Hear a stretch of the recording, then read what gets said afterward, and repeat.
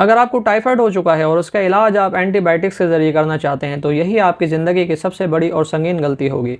उसकी वजह यह है कि टाइफाइड जो होता है वो आपको जिस्म में ज़ाहिर होता नज़र आ रहा है, लेकिन असल जो इसकी हकीकत है, असल जो इसकी बुनियाद है वो आपकी गट में छुपी हुई इन्फ्लेमेशन है।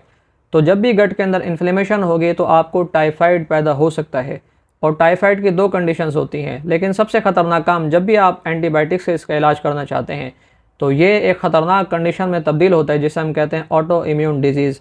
आपके जिस्म में ऑटो इम्यून डिजीज़ पैदा होकर कहीं भी हमला हो सकता है, लेकिन आम तौर पर ये आईबीडी बनता है। आईबीडी के अंदर अल्सराटिव कोलाइटिस का हो जाना या फिर क्रॉन्स डिजीज़ का हो जाना, यानी कि छोटी आंत में मुस्तकिल बुनियादों पर इन्फ्लेमेशन का हो जाना या फिर बड़ी आंत के अंदर सोजिश के साथ साथ ज़ख्मों का पैदा हो जाना, ये सारी कंडीशंस हो सकती हैं।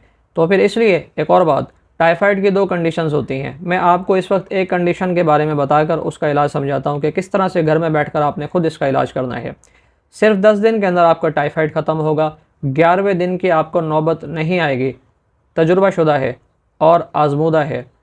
एक कंडीशन तो ये होती है कि जब भी आपकी ज़बान सुर्ख हो और आपको यूरिन की जो कंडीशन होगी उसमें आप देखेंगे कि सुर्खी ज़्यादा होगी। इन दोनों चीज़ों को सामने रखते हुए आपने 3 चीज़ों के ज़रिए से इसका इलाज करना है। नंबर 1 पर छोटी इलायची लेनी है, नंबर 2 पर तबाशीर लेनी है, नंबर 3 पर आपने सत गिलू लेना है। इन तीनों चीज़ों को 40-40 ग्राम लें बराबर वज़न में और इसे इंतहाई बारीक कर लें। सुबह फजर की नमाज़ पढ़ने के बाद, दोपहर ज़ोहर की नमाज़ पढ़ने के बाद, शाम असर की नमाज़ पढ़ने के बाद आधा आधा चम्मच पानी के साथ लेना शुरू करें और सादे पानी के साथ लेना शुरू करें। आप ये देखेंगे आपकी जो कंडीशन है बहुत जल्दी और तेज़ी से रिकवर हो जाएगी और बग़ैर किसी साइड इफ़ेक्ट के आपको सेहत मिल जाएगी। ज़रूर इस्तेमाल करें। इसके अलावा किसी बीमारी के अंदर मुब्तला हैं, आपको उसका इलाज नहीं मिलता, कमेंट करें, मैं कोशिश करूँगा ज़रूर उसके ऊपर एक वीडियो रिकॉर्ड कर दूँ।